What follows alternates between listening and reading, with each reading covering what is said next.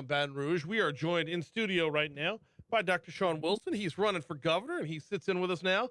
Dr. Wilson, good morning. Welcome. Good How are you? morning. Good morning. I'm glad to be with you. Usually I'm on the phone with you. Yeah, So this is, I think, our first in-person interview. I believe Yeah. it is. Let's dive right in. Well, I tell you what. Let's start with this. How's the campaign going so far? Campaign's going great. I retired on March 5th and announced on March 6th, and I have been traveling the state, raising some money, building some organization, really touching people and hearing the plight of parts of our community. While there's several segments of our community that are doing well and bustling and growing, there are others that are struggling, and it's just been really a good experience, and I've enjoyed it. It's the same pace I kept as secretary. Except I don't have as much final say-so in what happens as I did when I was secretary.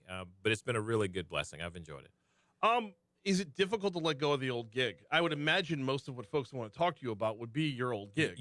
I will tell you, it was hard to let go of the old gig, but it went really quickly because my last week in office or as secretary, I had COVID. And then I went to a national meeting after I got out of the quarantine. And then I separated. And so I didn't have a chance to do the traditional swan song and travel the state and visit the different districts to say thank you like I had planned. So thank you to all of those folks who are listening for doing great work with me for over 7 years. But it was difficult to separate, particularly after 17 years at the department. And so I still get calls periodically from legislators and or citizens, and I point them in the right direction, and I share the resources I have, and I'm excited about it. It has gotten easier. The good thing is I think I jumped right out of being in office to going into a campaign mode, and so there's something to fill that void, and I'm pretty excited about that. So it's gone well. We're talking with Dr. Shawn Wilson, former Secretary for Transportation, now running for governor. I don't think it's any surprise that's going to be your biggest hurdle, right? I mean, when running for governor is, if I'm stuck in traffic, if I'm seeing orange barrels, it's your name that's going to pop in my head, and that's not a good association. Well, I would tell you, orange barrels means progress. Everyone wants progress, but no one wants a construction zone. And so the fact that you're running into construction zones all across the state of Louisiana, and I'm traveling by car to see all of that, I'm pretty excited about what we have happening, because at some point at the end of that construction zone, there's going to be air to breathe. There's going to be space to move. There's going to be a smoother, more efficient road, hopefully a safer road if folks would put their phones down. So, that's always a challenge because folks don't understand that the state was only responsible for 16,000 roads. There's 60,000 roads in the state of Louisiana. And the road you live on, in many cases, is not a state road, but the roads you travel will be a state road. And so if that road that you live on and you get outside of your house and it's a bumpy road, you're going to blame whoever's responsible for roads. I get that. But I also believe that folks will see the progress and the success that we've had thus far. In the macro. I mean, in the micro, I'm late for something. And you are late for something, but we've got technology, you've got alternative routes, and you're doing projects that you've been promised for 30 years. How about that? You've been paying for it for 30 years, and I'm giving it to you.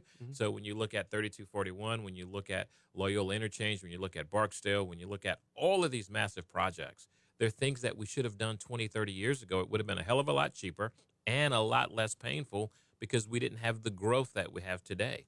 And that's the difference between what we're seeing now and where we ought to be. Shawn Wilson, running for governor, former Secretary of Transportation. I promise we'll move on from transportation in a minute. I'm good.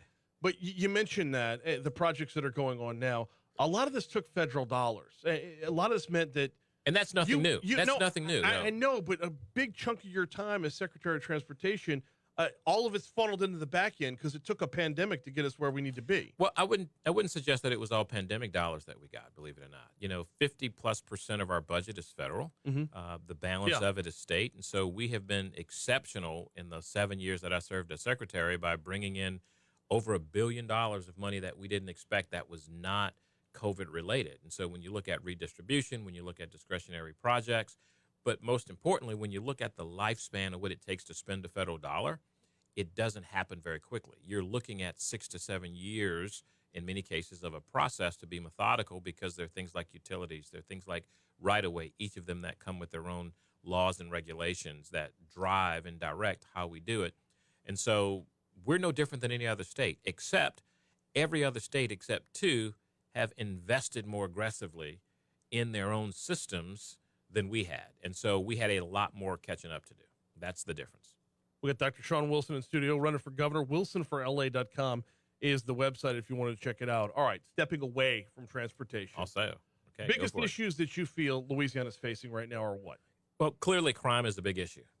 You can't travel the state. It's not just in New Orleans. It's in every parish, in every region, and it's different.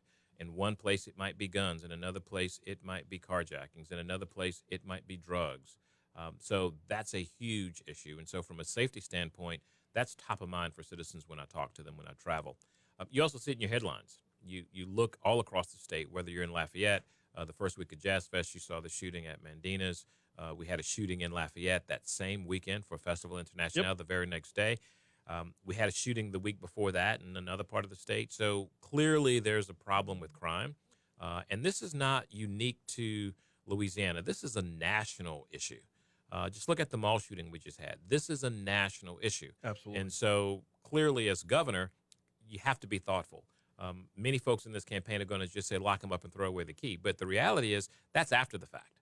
The fact that the crime had already taken place that causes you to lock them up and throw away the key puts the onus on citizens twice. Yes. Once as a victim in that community, but secondly, you have the burden of taking care of that convicted criminal for an extended period of time, and we know that that does not work financially or organizationally. And so clearly I would like to see more investment on the front end, whether it's behavioral issues, whether it's working with young people in school, providing those parameters, whether it's working with district attorneys and sheriff's offices and police departments to use technology in a much more sophisticated way perhaps than we're doing, or invest, because I suspect most of these law enforcement professionals know the answers, but they don't have the tools or the resources to activate those answers. Okay, so what's the role of governor in this discussion, though? Because most crime... It's a local issue. Right. You're right. And so I think clearly the governor has the convening authority that no one else in the state has. The governor has an ability to direct resources, whether they're national, whether they're state resources, whether they're agency-related resources like with the state police. We clearly can't take state police and just drop them in a community and expect that to work, because guess what? State police is understaffed already as well. And so when I move people from Baton Rouge into the Lafayette market or into the Lake Charles market or into a rural part, we are robbing Peter to pay Paul. So that's not an answer. So the state can help convene and help coordinate. The state can, and the governor in that role, I should say, can help convene and coordinate solutions that work. To listen to sheriffs and district attorneys and judges and public defenders to talk about what they need. And then our challenge is to try and help facilitate that. Not do it for them, but to do it with them. Got Dr. Shawn Wilson in studio. We're talking about his run for governor right now. Moving on from crime, next issue that you would like to tackle as governor would be what? Clearly from an educational standpoint, and that bleeds into workforce. We know from a jobs perspective that people need good jobs. If we want to grow the economy, it's going to happen in small businesses. It's going to happen with a workforce, and with unemployment being the lowest it's ever been, we have to be thoughtful about how do we fill those jobs? How do we create those jobs? It's going to start with education. It's going to start with education from the 0 to 4 level, because we're looking at this as a long game and not a short game. You can't just go fix the 10th grade and expect that to work, because that's only a cohort. That's not the entire collection of the masses of people that we're going to be educating. So clearly we need to be making more investment in 0 to 4. Most of the brain development and learning readiness occurs from 0 to 4, and then you hit kindergarten. And that's where you have to start the process and be methodical all the way through the curriculum from high school. Once you get into high school, we need to make sure that we're giving young people the opportunity to find their path to do what they want to do, whether it's dual enrollment, whether it's being work ready, whether it's giving them the technological tools to be competitive and to be transferring those skill sets to other types of learning or working experience. How do we articulate that with community colleges and technical colleges and universities such that we can then attract an innovation community, but also a hardworking community where folks feel like they have an opportunity for a good paying job. So clearly education and workforce go hand in hand for me. Got a couple minutes left with Dr. Shawn Wilson, who is running for governor. Dr. Wilson, got to ask you, how dialed in are you on the, I mean, you got to split time between running and keeping up with what's going on. How dialed in are you on the current legislative session? Well, I've paid some attention to it. There's some more controversial bills than others. And so I'm not as attuned as I was when I was secretary, but I've paid a good bit of attention and spent a lot of time, as I said, on the road talking to citizens about where we ought to be and not necessarily where we are. Because remember, this legislature is ending at the end of this session. And then, unless there's some special session of sorts, we're going to be electing a new group. And so this is an opportunity for us to look forward. And I've been spending a good bit of time thinking about some of those policies. Give me one or two that stick out. In terms of what we've seen this session? What you're concerned about during this session? Oh, clearly, there was one bill by Representative Villio that looked at making juvenile offenders' data and information transparent. While I am a big advocate and supporter of victims' rights, I am concerned about the precedent it sets because it attempted to make transparent juvenile offenders only in New Orleans, Jefferson, and Shreveport. And I believe that has since been amended. But the reality is, if it's being pitched as a pilot, then why not do it in a contrasting location like a rural area that doesn't have technological issues? Why not study it and appreciate what the cost will be in an area that may not have a large volume of crimes, but just smaller potential crimes? The second part of that issue, I think, was the idea that we're going to be giving to a third party the responsibility to clean this information up and put it on the internet for folks to consume. The process is one thing. The outcome is something different, because when we see what's happened around the country, and you take a really good example like the Cajun Navy and what they do in a disaster, there are people who will want to take justice in their own hands. And before an individual, a young person, has been convicted of a crime, they may find themselves resolving that as well. And that's a really bad situation for us. And so clearly there's some compromise, there's some middle ground there. Wait, we're not seeing that with adults, though? Well, we're not seeing it, but because the adults are going to go to jail. The adults are going to be in the process, but you're taking a child, someone who may be 13 years old, someone who may be 12 years old, and you're exposing them and you're making them transparent, if you will, and available for public consumption, not for the victim, because the victim deserves that information, and technology ought to give them that instantly. But predicting vigilantism is kind of a jump. I'm not predicting vigilante. I'm just saying that's a possibility of where this can go, given the frustrations and the tension that we've seen in this country. And that, to me, is a real issue. Meanwhile, the Cajun Navy's like, what did I do? Now, look, I'm not criticizing No, that. I know.